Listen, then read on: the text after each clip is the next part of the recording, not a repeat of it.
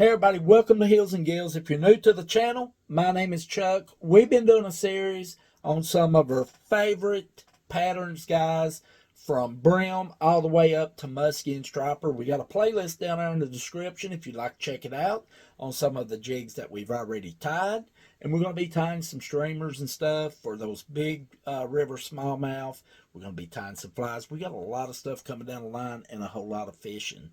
So I hope you check that out after this video right here.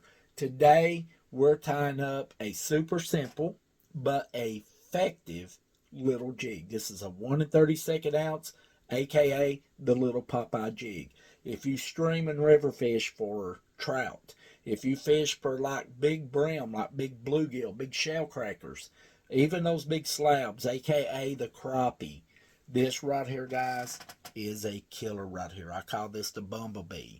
And it is a super simple tie. A little bit of grizzly feather. We keep this all natural. I want this to be as buggy as possible with that black 1 32 ounce head right there. It looks excellent in the water. And it is a killer, guys. So I hope you enjoyed this video. Let's tie up the Bumblebee.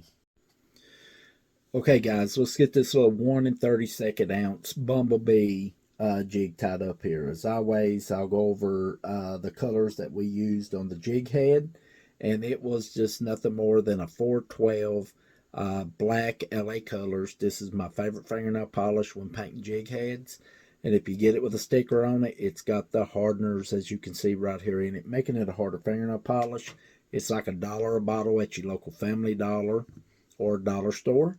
And yeah, we're going to go ahead and we're going to start out with some black thread right here. This is by Do It. And this is an A. And we're going to run this all the way back to right back almost to the bend of that hook. And then we're going to back up about 1/4 of the way back up off of it.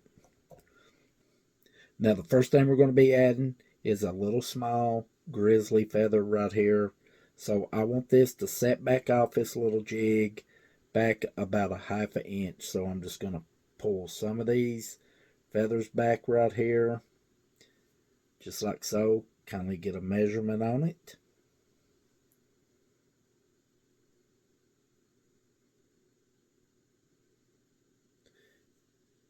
Right there's what we're looking for. So we're going to go ahead and get this trimmed up here.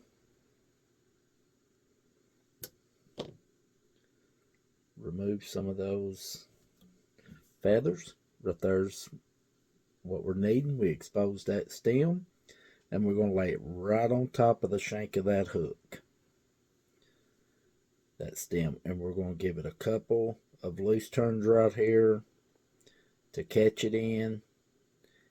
And the reason I like going with loose turns, I like seeing where the feather's going to be. You know, I don't want it to twist or anything like that. I want to make sure it's set up straight. That looks pretty good. And then we're just going to go ahead and we're just going to lock it in with some nice tight wraps, just like so. Now we're going to bring our thread right back up to right before we get to the back of the jig head right here. And we've got another grizzly feather that we're going to be adding to it. So right down here, you can see how thick these feathers is right here. We want to remove some of those, so we're just going to pull some of those off, exposing that stem just like so.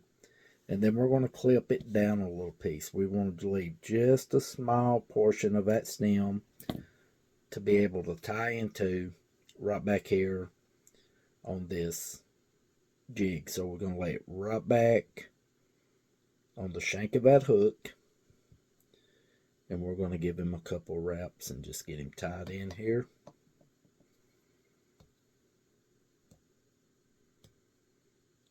And then we're just going to tie it in right down the shank of that hook, tying all of that stem in. Then we're going to work our way back up and go right behind that feather, and then bring the thread right back behind that jig head. Now what we're going to do is just start spinning this around. So we're just spinning this grizzly around, just making it spike out.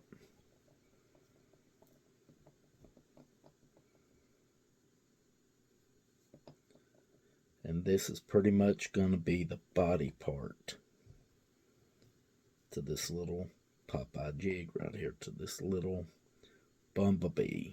Our eastern bumblebees are green and black, and that's what I'm going for here.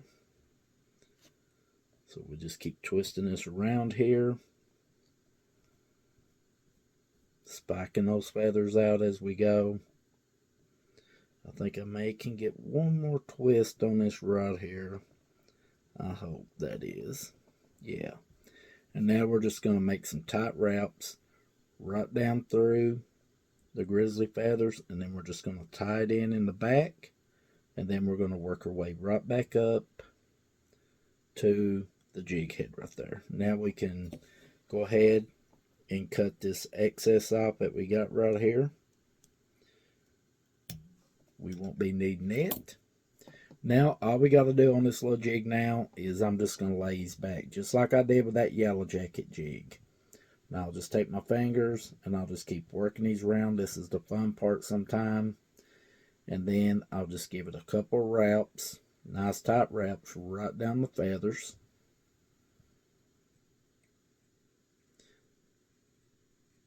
And then ever so often I'll see exactly where we're at right here. That's looking real good right there. I may go back just a little bit more, lay it down just a little bit, about right there. And then we're going to work our thread back up toward the back of the jig head. And we've got him. A little buggy looking jig right there.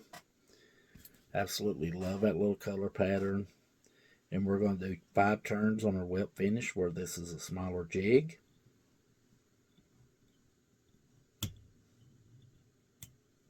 And then we're going to wrap our finger around. You can feel it seat in right there. You don't want to break it.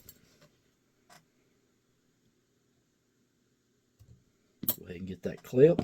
And last but not least, you guessed it, if you watched any of my prior videos, we're going to add some Loctite super glue right here.